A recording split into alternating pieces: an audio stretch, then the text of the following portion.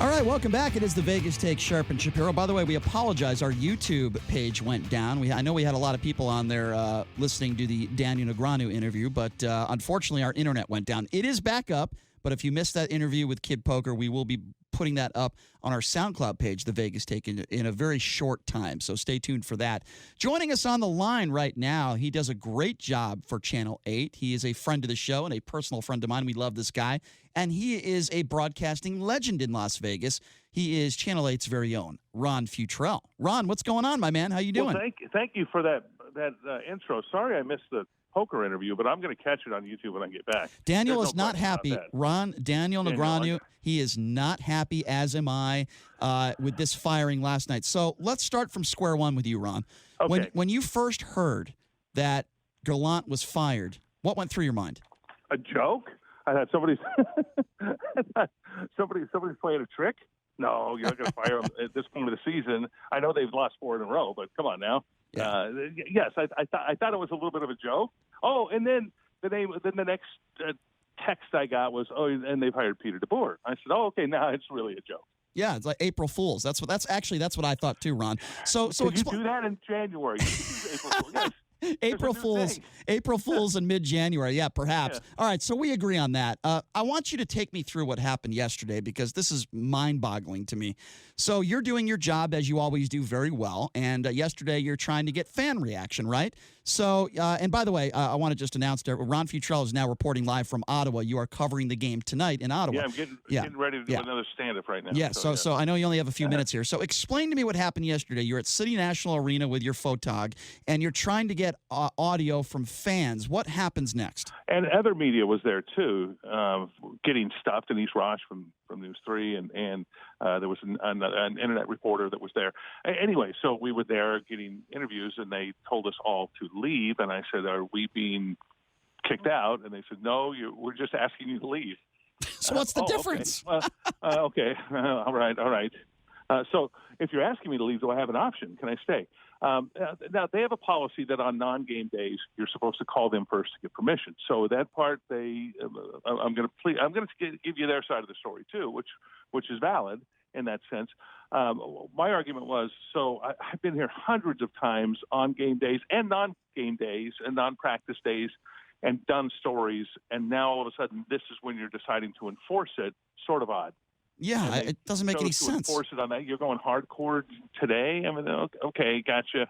All right, and so, yeah, I thought it was a little bit strange to do it on that day. But from their point of view, it was okay.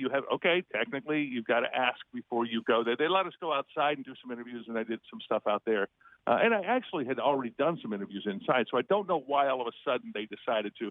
I mean, I'm not a tough guy. I'm not doing any big scandal stories. Just talking to fans about what they thought. Ron, can I interject and just give my opinions because that's what I'm paid to do here. My opinion is that they know that the fan reaction is not going to be a good one. The majority, I would say 9 out of 10 fans, do not agree with the firing of Gerard Gallant. I think they're just doing everything they can to try to keep that perhaps from getting into the media. I mean, that's just my personal opinion. I think it's ridiculous if that is true, but I think that's the only reason I could think of why they would kick you guys out.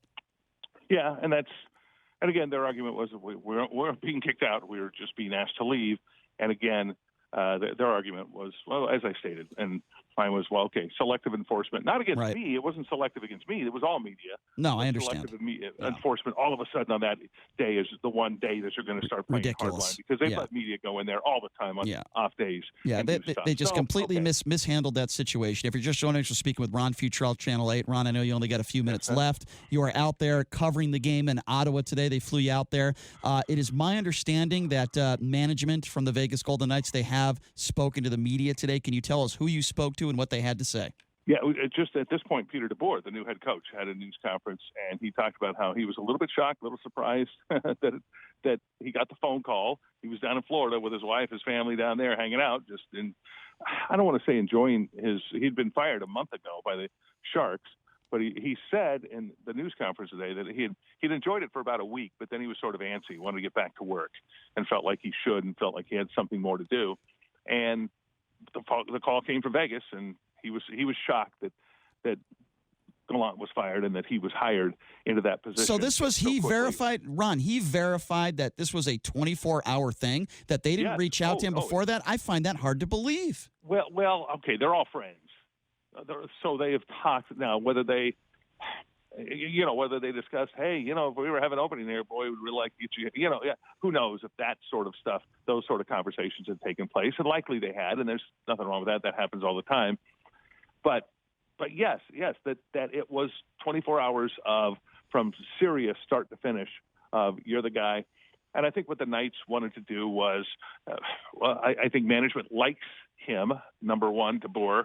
There was some he trashed tension. this team. How is that possible? He trashed this team. Well, again, it goes deeper with these guys. They're friends, and and that sort of stuff. Okay. That being said, I think there was some tension, and I'll put it just at tension between the management and between Gallant, because certainly the fans loved him, the players loved him. There was no problems there, and he was successful, winning 61% of his games, more than had a 6.611 winning percentage with the Knights, and that's not counting the playoffs. The playoffs, he was even better. He was 16-10 in the Stanley Cup playoffs. So performance-based is what they said was the issue, but his performance was pretty good. That's ridiculous. That's like saying Ron Jeremy's performance was, they fired him performance. I'm sorry, that was a horrible joke. I don't know why. Been fired? I don't even know why I made a Ron Jeremy reference to performance. Calgary Stampede is football coach, right? Exactly. All right, Ron. I know you got a stand up to do there, and not stand up comedy. Ron does a great job for Channel 8. So, Ron, this will be my last question for you, and then we got to let you. I know we got to let you go, and we appreciate you coming on. Just give me a preview of the game tonight. I mean, I guess there's two different ways this can go, right? Either the players respond and they kick the crap out of a bad Ottawa Senators team, or they don't. It is my understanding that many of these players are probably not on board with the firing of Gerard Gallant. So how do you think the team responds? Yeah, but they're not on board with it, but they're going to respond. I think, and you can do both. You've had managers at TV stations and radio stations and places you've worked before where somebody's been let go, and you still go out there, you do the job. I like that analogy. Yeah, I like that. There's a little turnover in radio, I've heard. There's a little just a little bit. Yeah, the show must go on. So the show goes on, and you just lock it up. You put it together, and you make it happen. Another interesting element tonight is Mark Stone here in this arena, and I'm inside the arena right now. It's named after a tire, the Canadian Tire Center. There it is. Got to get the sponsorship right. Anyway, Mark Stone is returning to Ottawa for the first time since he was sent from Ottawa to the Vegas Golden Knights. So that'll be interesting to see the reaction he gets. So Stoney coming back here tonight. There's a little subplot to the Peter DeBoer taking over as head coach. Gotcha. All right. Well, you know what? Go ahead, Ron. So I think I think the players will respond for Stone, number one, for him tonight, and for their new coach. And by the way, they're playing their next 7 games on the road, so this ain't going to be easy. He's not going to be back in Vegas for a while. And that could be good or bad. I don't know, but I think that the decision making of the Knights to do this when they were on a road trip, I think, was cowardly. Why not wait till All-Star break? It doesn't make any sense to me. Well, yeah, a lot of things don't make sense, but I'll say this. If it works for Kelly McCrimmon and George McPhee, they will be the rock stars in this thing. If it fails, they're the ones that are hanging themselves out there on this one, and they will have a lot of questions to have to answer if this does not work. So it's a gutsy move. I'll give it that it's gutsy. Yeah. Okay, but it had better work, and they had better. And when you say turn this team around, I mean, okay, turn this team around to what? Win 75% of your games? Yeah, that's not going to 70% of the games. That's not going to happen. That's not going to happen. It's not going to happen. Yeah, I think this is a lose-lose situation for DeBoer. I really do. But again, we're going to have to wait and see how it plays out. And Gallant's going to be okay. He's going to go likely either to Detroit. They got problems there. He's got a buddy in Steve Yzerman, so he's in it to win it like Yzerman. So maybe there, and also you like the Kid Rock reference. I hope you appreciate it. I do. And also, I love that reference. Seattle, you've got Seattle franchise opening up, and Gallant, I don't know if you know this, but he's got a pretty good record with expansion franchises. Yeah, no doubt. So, very valid Seattle point. want him? You bet they would. Of course they would. There's no question. You know what, Ron? I saw a picture of DeBoer and all decked out in Knights gear, and he just doesn't look right. Do you agree with that? It's going to take some getting used to. Yes. Yes. He just looks a little off.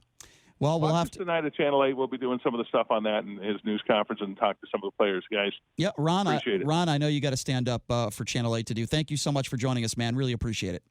Guys, appreciate it. Thanks a ton. Thank you. Good luck. Hey, Go thanks get 'em. a lot, Ron. See ya. The legend of I call him the legend of Ron Futrell. Yeah, the guy's been doing this for longer than I've been alive in Las Vegas, and he shared the story of going into. He's kind of a big deal. He shared the story of going into City National Arena yesterday, and even though the Golden Knights organization say no, we weren't kicking you out, we were just asking you to leave. What the hell is the difference? It's ridiculous. The hell is the difference? Stupid.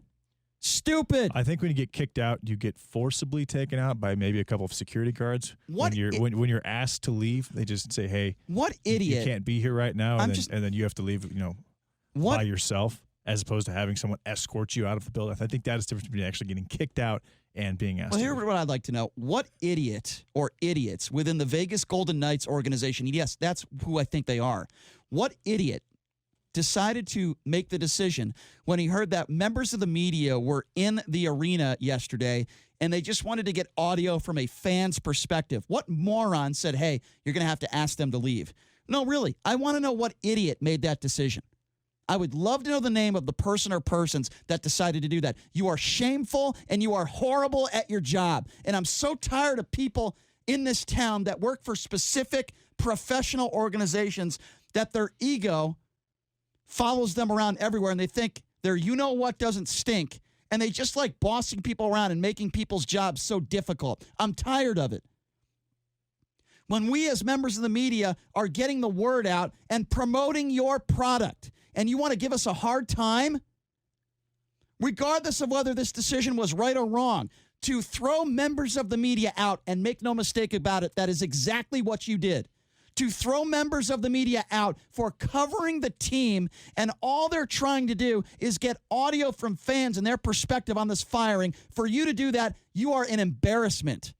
And you represented the Knights in an embarrassing situation, and you're embarrassing the Knights organization. And listen, DeBoer could go out there and win every game the rest of the season. It wouldn't change my opinion on how the Knights have handled this situation. And now we have McCrimmon contradicting himself.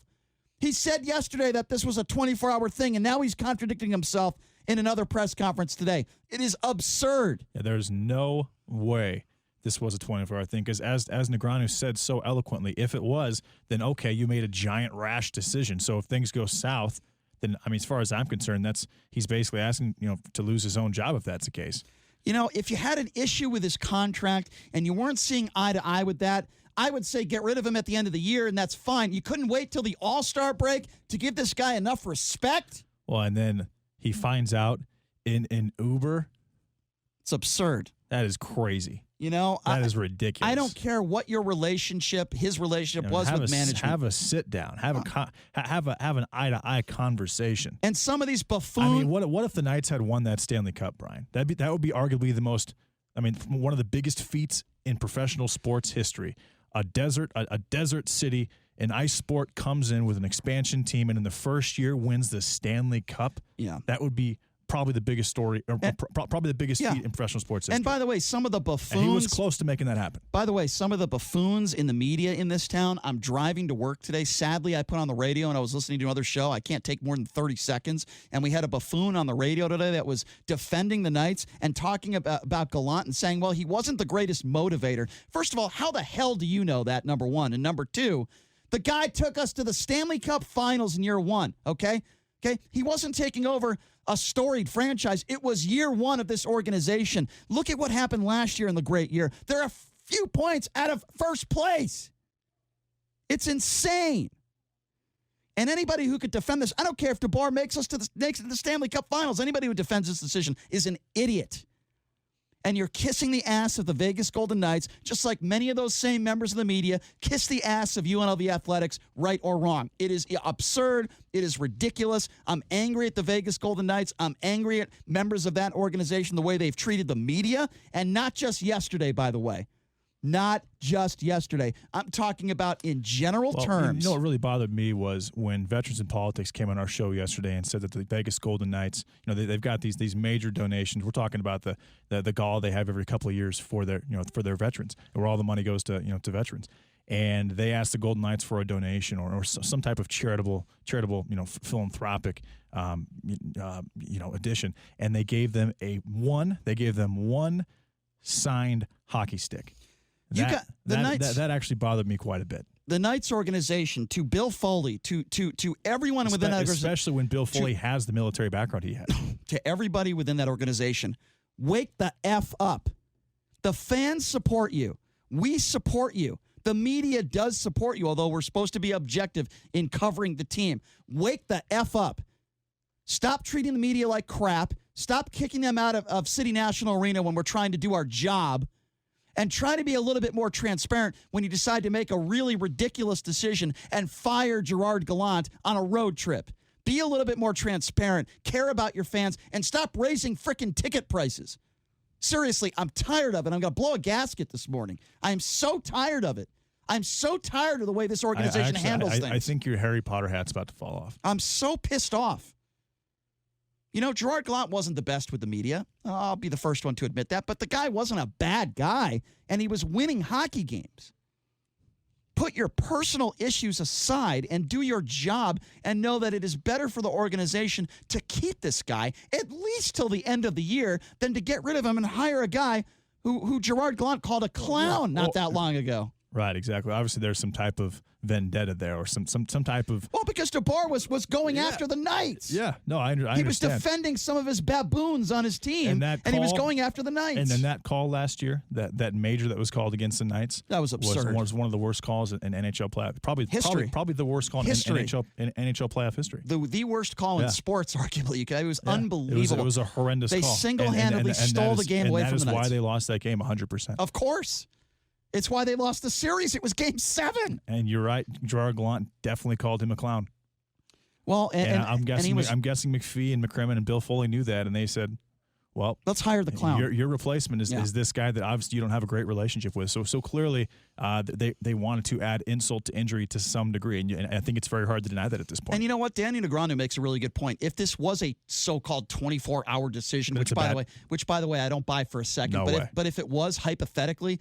That makes you look even worse because that means it was an impulsive decision, right? Yeah. It's ignorant. This is a professional hockey team. It's kind of like if you're not getting along with your successful professional hockey team with probably the most fan support in the NHL right now. Let me give an analogy of what this decision is. If they're saying it was 24 hours, which again I don't buy. Let's just say you're married to your wife for 3 years. You're in your third year of marriage and you have your first big fight. You know, you have an argument, you have a fight. Maybe you're in a bad mood. I don't know. And then all of a sudden you look at your wife that same day and say, that's it, I want a divorce. And for no other reason other than the fact that you got into one bad fight. And then if your wife looks at you and your wife says, how long have you been thinking about this decision? Have you been thinking about this for a while? And then you look at your wife and 20 minutes. And you say to your wife, this was a 24-hour decision. That's what a buffoon McCrimmon sounds like. Not only that, not threatening divorce, but actually calling an attorney, drawing up the paperwork and getting a divorce, which is what happened here. This wasn't just a threat, Brian. And by the way, in your first year, this actually followed through. In your first year of marriage, your wife supported you when you had some medical problems. She was a great wife. She could have won the Wife of the Year. She took you to the Wife Stanley Cup. Yeah. You were in a bad accident, and things happened. And things she was a great wife. I mean, for example, let's talk about October 1. Yeah. You know, I mean, you can argue that the Golden Knights basically helped Vegas heal from October 1. And the success they had that year with that hockey team. Well, I don't even want to go there. I'm beginning to question some of that stuff. But anyway, the analogy, you understand the analogy Absolutely, I'm trying to make is that it was actually usually you have horrible analogies. That was a good one. Like imagine that. Probably a top 3 Brian Shapiro analogy. No, imagine you have a wife that's faithful. Mm-hmm. She's done a good job. She's not perfect. But the last few weeks, things have been a little rocky. There have been some arguments. There's been a little bit of tension. But she's not cheating on you. It's nothing monumental. You can turn things around in your marriage. Hold on. Let me finish. Okay. You can turn things around in your marriage. It's been a little rocky for a few weeks. But you've been married for 3 years. You've known her for a while. She's got a great track record in her life. She's got a nice family. And then all of a sudden you get into one argument. And, you decide to divorce her. Not only do you divorce her, then you marry her sworn enemy within. That's a good point. I forgot to add that one. Within, we'll call it 2 days. You're marrying one of her enemies, a friend of her, a person she works with that's trying to get her fired. A public enemy. Yeah, that's the perfect analogy to what's taking place here. And then the husband says, listen, this is a 24-hour decision. I wasn't thinking about it before this. It's a 24-hour decision. The contract is over. We are divorced. And the husband runs a multi-billion-dollar hedge fund. Yeah. And by the way, when her family members want to talk to you, when her family members knock on your door and they just want to talk to you and figure out what's going on, you kick them out. Right. That's what the Knights did yesterday at City National Arena. They kicked out the family. Yeah, no responses. You got to go. You block. No, what you would do is you would block all of her family members on Facebook and all forms of social media, and you would delete their phone number. Yeah. Oh, and by the way, until you felt comfortable, and we'll give it a week or two. Until you felt comfortable, we'll say in a month, which is when they're back in Vegas. And then in 1 month, then you unblock all their numbers. And by the way, and you add them back on Facebook. We forgot about this. And then she makes more money than him, let's say. And now you ask for half of her money, because that's kind of what the Knights are doing, because they're charging the fans more money. So when all this is going on, you also take her money. Yeah. That's exactly what the Vegas Golden Knights are doing. This is a divorce that should have never happened, but it did. And I believe it happened over personal reasons. It sounds like there was a affair brewing for quite some time in this marriage.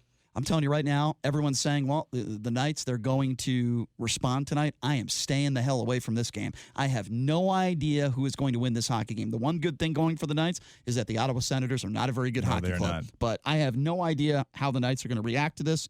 It drives me nuts when I see people on social media like Evander Kane mocking the Vegas Golden Knights. It drives me nuts when I see the general manager of our hockey team contradicting himself as he did today. First he said this was a 24-hour decision, and now he's saying it wasn't. Well, make up your mind. Make up your mind. You're the general manager. It is your job to speak the truth to the media so that the fans can get the best information that they can get.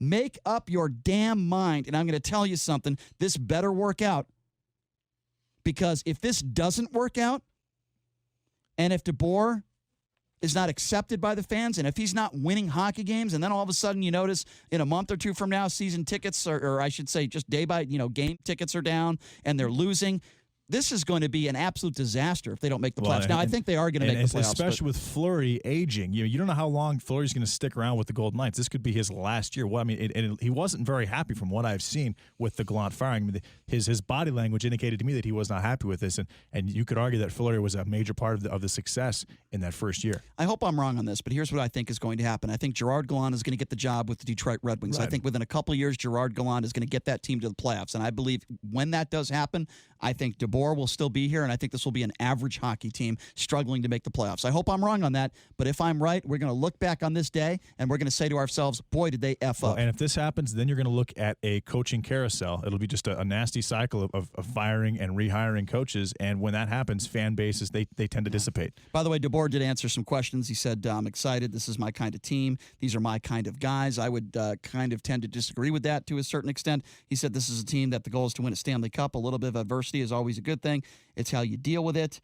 And so those are some of the comments that he made earlier today. Certainly my eyes will be glued to this hockey game tonight. I look forward to watching it and see what happens. But I think we all can say, except for maybe within the Vegas Golden Knights organization, I think we all could say that we are all shocked and surprised at the Vegas Golden Knights' decision to fire Coach Gerard Gallant. We do appreciate Danny Negreanu taking some time to join us. Also, Ron Futrell from Channel 8, who actually is in Ottawa tonight. They flew him out there to cover the game. We're all surprised. Did he talk about the weather up there, Brian? No, that was the last thing I wanted to talk to him about. We had a few more important questions to ask him about the weather. Yeah, Ottawa. Why would you ask him about the weather? Cold, snow. So why do you need to ask him? Because I'm having PTSD from living in Omaha right now. Oh, okay. Yeah. Well, that's your problem, not mine. I totally agree. That's why I was going to ask him that. Well, question. That's your problem that you decided to live there for most of your life. I totally agree with that. That makes you an idiot for living there. I wish I was born on the West Coast. Yeah, well, what the hell's wrong with you? I moved here 20 years ago because I hated the weather in Connecticut. I'm smarter than you. Can you at least admit that? In this particular situation, I would agree with that. Okay. 98% of other situations, I would not agree with that. But I'll give you some credit on this one. I appreciate that. Absolutely. I decided to get the hell out of Dodge. All right, so we got to take a quick break.